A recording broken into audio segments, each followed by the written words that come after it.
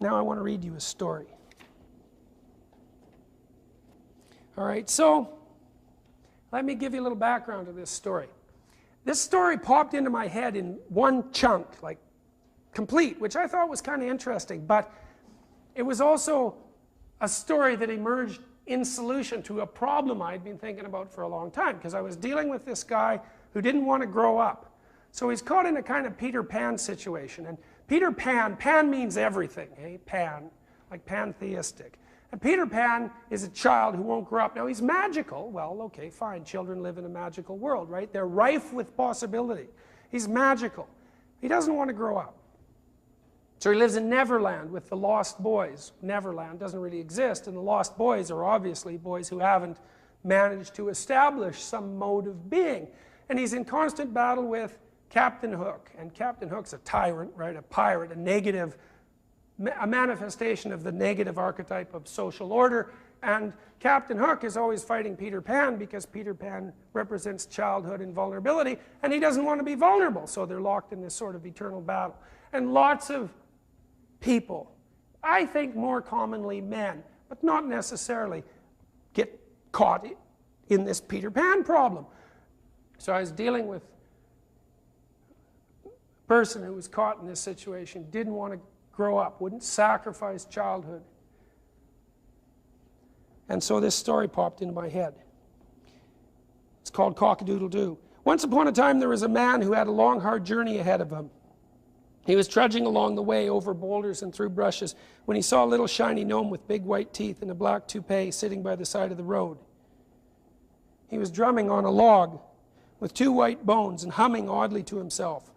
The little gnome said, "John, why work so hard? Why walk so fast? Who knows if you'll ever get there anyway? Come over here, I have something to show you."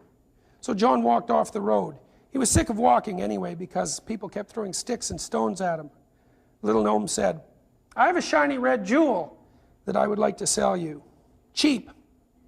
Here it is." And from beneath his cloak he pulled the biggest ruby that the man had ever seen. It must have weighed 100 pounds, and it shone like the sun. The gnome said, "Do you like it? It's an enchanted stone. What will you offer me for it?" And the man said, "I don't have much money, but I'll give you everything I have." The gnome looked displeased.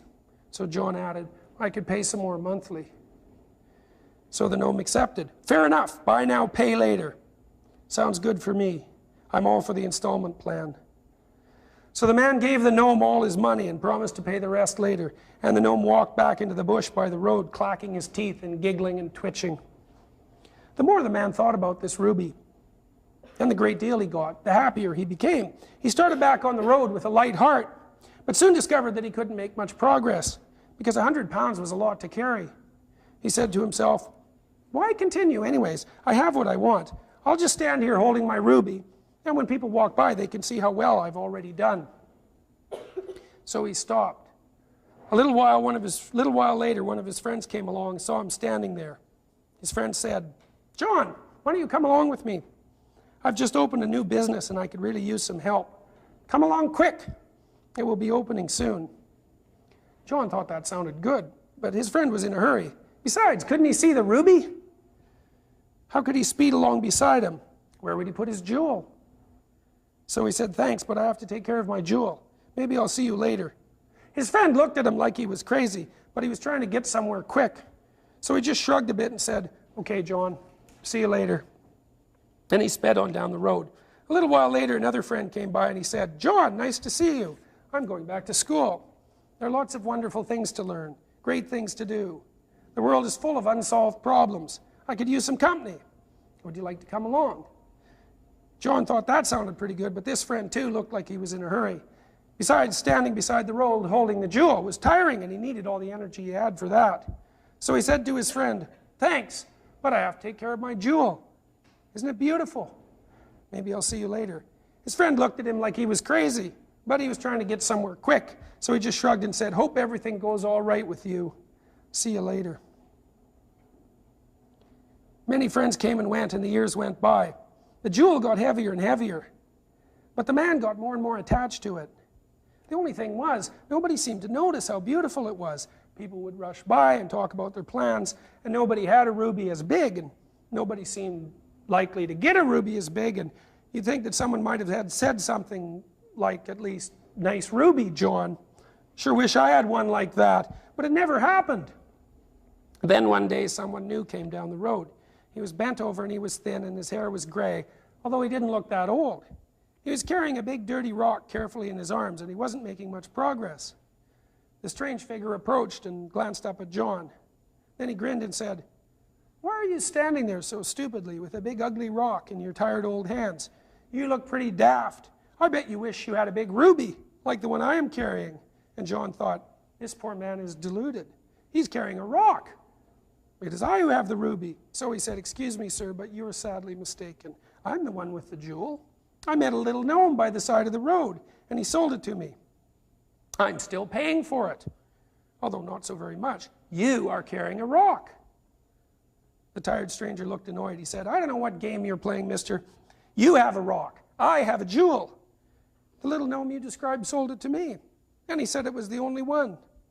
I've been carrying it for 20 years, and I'll never let it go." And John said, "But I've been carrying mine for 20 years too. It can't be just a rock. Rock or jewel?" On and on they argued. Suddenly out stepped the little gnome, as if he'd never left. Only this time he wasn't so little. He was bigger and redder and menacing, and his laugh sounded like the rattling of chains. "Quit arguing, you two. I've never seen a sight quite so pathetic. You're carrying rocks, both of you. And if you would have ever had the sense to put them down for a second or two, you would have seen that. Oh well, at least you were diligent. I played a mean trick. I feel bad. So I'm going to give you what you really deserve. Do you want what you really deserve?" And John and the thin stranger nodded eagerly. Finally, they thought. "You haven't seen anything yet. Throw down your rocks."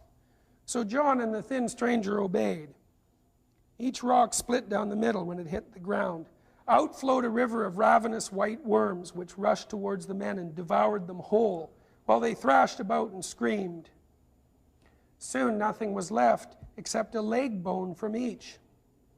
The little gnome picked them up and walked off the road. He sat down by a hollow log and started to drum. He drummed and he waited, and he hummed an odd little tune. "A picture of food feeds the whole hungry clan. The image of good makes the whole healthy man. Why walk for miles? Why do the work? Just smile the smile. Success, after all, is a quirk. Life isn't real. That's the message I give. It's easy that way. Plus, who wants to live?"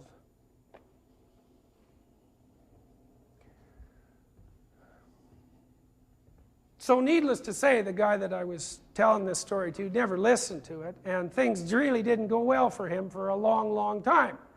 And they really didn't go well for him until he was willing to give up some of the things he was carrying along. So he had acquired, for example, a number of things that he couldn't afford.